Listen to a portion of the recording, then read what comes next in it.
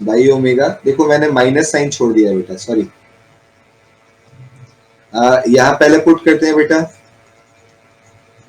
First value, that is cos omega into pi by omega, फिर minus sign के साथ बेटा minus cos zero. I hope बेटा ये तो क्लियर हो ही गया होगा ना आपको। अब अगर मैं इस ओमेगा से ओमेगा को कट कर दूं बेटा, तो कॉस पाई की वैल्यू आती है -1, माइनस माइनस क्या +1 हो जाएगी बेटा। और अगर हम लोग यहाँ कॉस जीरो को देखें, ये भी माइनस माइनस +1 हो चुका होगा, तो answer is twice of I not divided by omega. I hope the point is clear. अब बेटा अब ये इंटीग्रेशन मुझसे मत सीख अभी, है ना, ये इंटीग्रेशन है। प्रिया प्लीज आप एक बार इंटीग्रेशन देख लेना बेटा, ठीक है, एक बार इंटीग्रेशन आप देख लेना, ठीक है, ये इंटीग्रेशन है सिंपल है। आई होप एवरीवन, किसी का सही आंसर आया था क्या? आप में से किसी बच्चे का सही आंसर आया था? ओके ऐश्वर्या, गुड बेटा, ओके कोई नहीं, ठीक है बेटा, गुड। चलो ठीक है बेटा, जितने लोगों का आ गया वेरी गुड, और नहीं आया तो प्लीज मेरा रिक्वेस्ट है आज एक बार थोड़ा सा रिवाइज कर लेना, है ना। ये समझो तो एक तरह से अलार्म बजा दिया मैंने कि एक बार रिवीजन कर लेना है ना। नीचे वाला कैसे आया बेटा? ये तो इंटीग्रेशन है। अगर चेन रूल जैसे आप लगाते हो ना डिफरेंशिएशन में, इंटीग्रेशन में अगर कोई ऐसा फंक्शन हो तो पहले डायरेक्ट ऊपर वाले को इंटीग्रेट करते हैं और डिनोमिनेटर में उसके डिफरेंशिएशन को डालते हैं, है ना। एक बार पढ़ लेना, मिल जाएगा ये, है ना। इंटीग्रेशन है सिंपल, कोई बात नहीं है बेटा। एंगल देखो, एंगल जो है ना हमेशा ध्यान रखना लास्ट में पुट करें, क्योंकि ज्यादातर जो है ना आपको वो परेशान ही करेगा, ठीक है। चलो मैं यहाँ से आगे आपको अब नेक्स्ट पॉइंट की तरफ लेकर चलता हूँ। वैसे 3-4 मिनट हैं आपके पास, ज्यादा है नहीं, ध्यान से देखा जाए। हम लोग एक और क्वेश्चन कर रहे हैं बेटा। प्रिया मैंने बोला इट इज इंटीग्रेशन बेटा, ये इंटीग्रेशन है। आप कॉस ओमेगा टी का इंटीग्रेशन देखना, सॉरी साइन ओमेगा टी का इंटीग्रेशन देखना, आपको मिल जाएगा बेटा, यही वैल्यू आती है। It is cos omega T divided by omega with negative sign.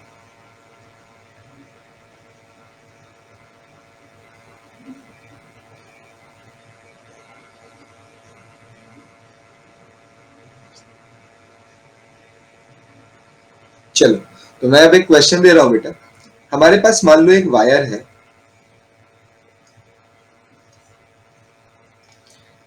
हमें यहाँ एक क्वांटिटी दी गई है n, ये हमारे पास नंबर ऑफ चार्ज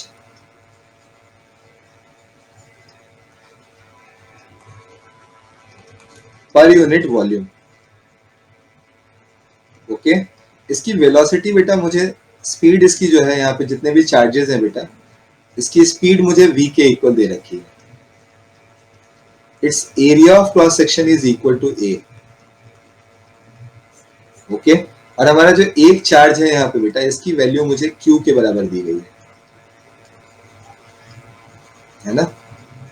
मुझसे पूछा गया है यहाँ पे इलेक्ट्रिक करंट निकाल के बताइए, फाइंड करंट।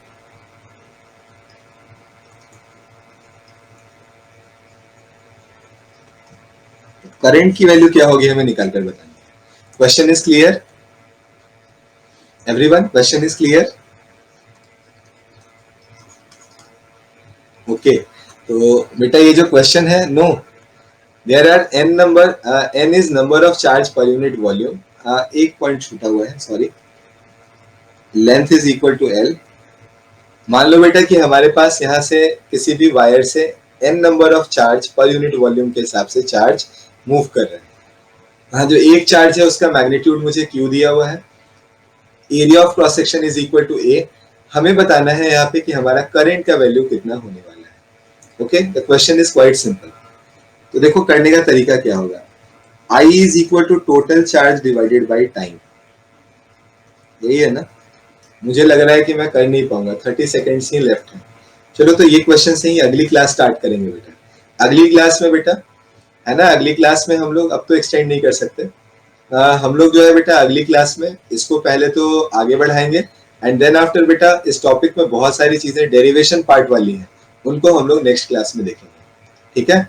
आई होप सभी को आज की क्लास पूरी क्लियर हुई होगी, कहीं कोई दिक्कत नहीं। ओके बेटा, then bye bye, good day.